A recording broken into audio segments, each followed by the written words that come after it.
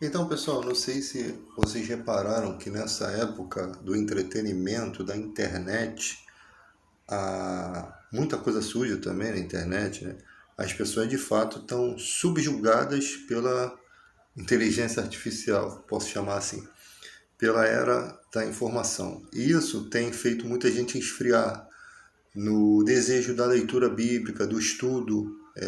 Algumas pessoas ainda debatem escrituras e tal, discutem com ateus. Isso é até bom, não é o fundamento total, né? Porque às vezes os temas de debate fogem um pouco da questão que eu vou falar aqui. Mas, em suma, até o Cabrini fez uma reportagem, né, para falar de Flávio Joséfo, de manipulações da escritura. A deixa de hoje é querer falar que as escrituras foram modificadas. É engraçado que ninguém quer saber de outras religiões. Ninguém vai a fundo para saber a história de como surgiram as outras religiões, né? Mas quando se trata do cristianismo, eles querem desesperadamente dizer que foi uma manipulação, né? Que está tudo manipulado, que está tudo, que eles não estão aguentando o evangelho sendo proclamado em todo canto do mundo. E isso vai acontecer quer queira ou quer não, porque o cristianismo ele não vai ser destruído jamais.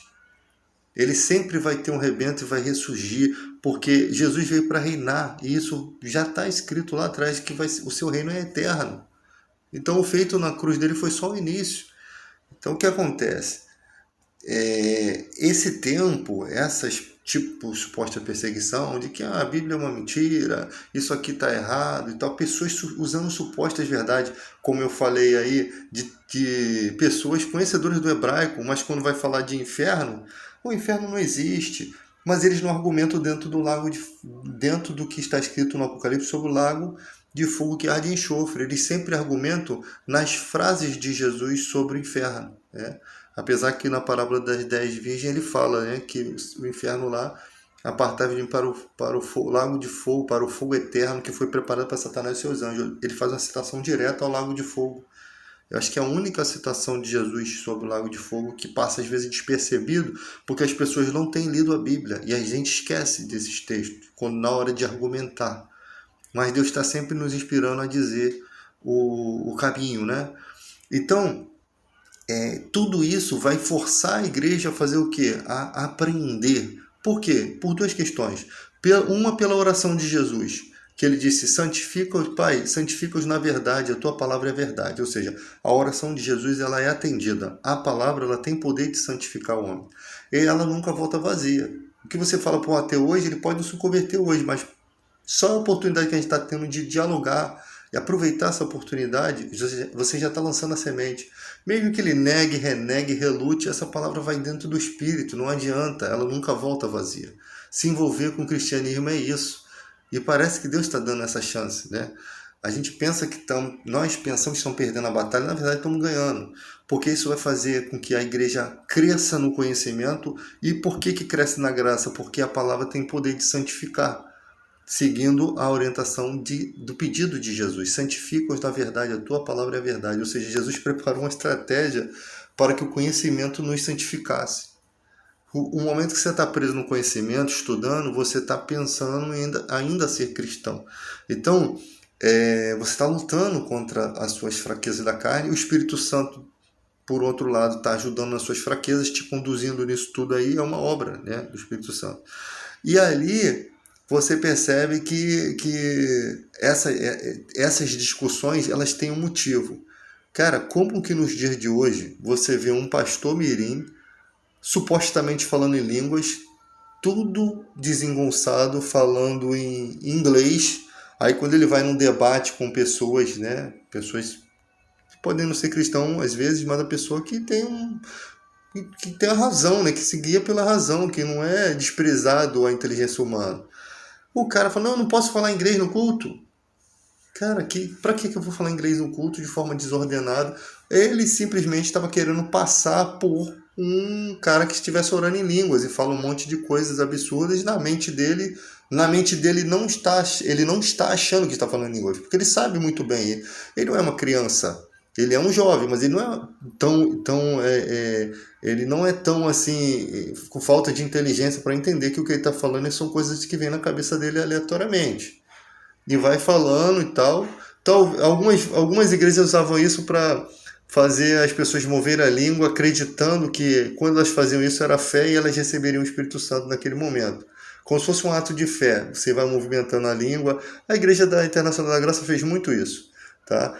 E ali as pessoas aí começavam a sentir ali uma presença e dizia que era o Espírito Santo, mas na verdade eu acho que não recebia, porque vem as coisas conforme Deus dá. E a busca é por meio de oração, por meio de compromisso com Deus, e isso vai vindo, né, buscando em oração. Não sei se Deus pode derramar dessa forma, mas era o que acontecia naquela época. Eu acho que não. Acho que não precisa forçar a barra. Acho que o dom vem e pronto.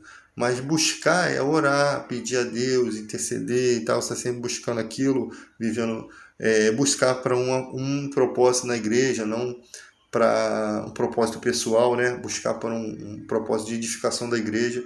Então,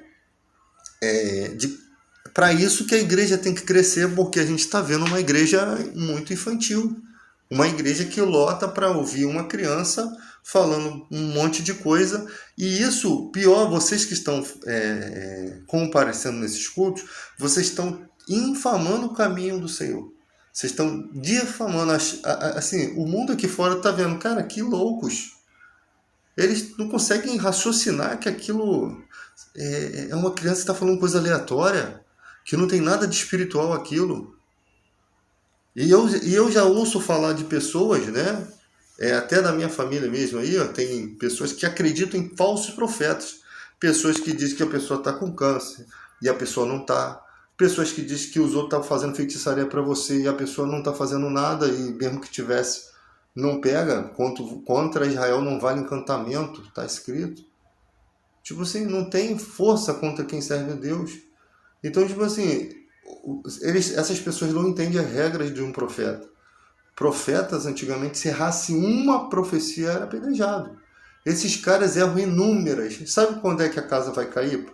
Quando esse cara vier cair em adultério, ou vier fazer alguma coisa grave, né? Coisas, né, que você sabe que deixa a sua filhinha perto desses caras para você ver a espiritualidade deles.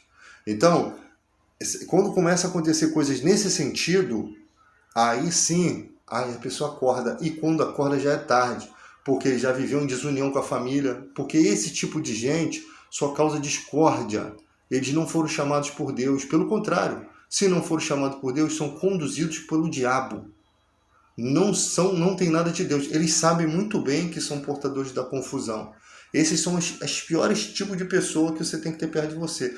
Porque isso está lá em Provérbios. O pior tipo de pessoas é quem causa confusão, dissensão entre irmãos, entre famílias. Né? Quando fala irmãos, não só irmão da igreja, fala de família na fé e família real. São pessoas que botam pessoas contra pessoas. A pessoa está dentro da mesma igreja e são parentes e são desunidos. Essa é a realidade. Só que se eu for chegar e falar isso para os meus parentes, ele não vai aceitar isso, não vão aceitar isso de cara. Então, tipo assim, eu não posso chegar, porque a palavra diz que a palavra dita a seu tempo é como maçã de ouro em salva de prata. Então você tem que saber o tempo certo para dar uma palavra perfeita, uma palavra bonita, uma palavra certa, que vai ter um efeito, né? E não, você não pode chegar e falar uma coisa no momento que a pessoa não está apta para aceitar aquilo. Tá? Então, isso tem acontecido em um monte de famílias.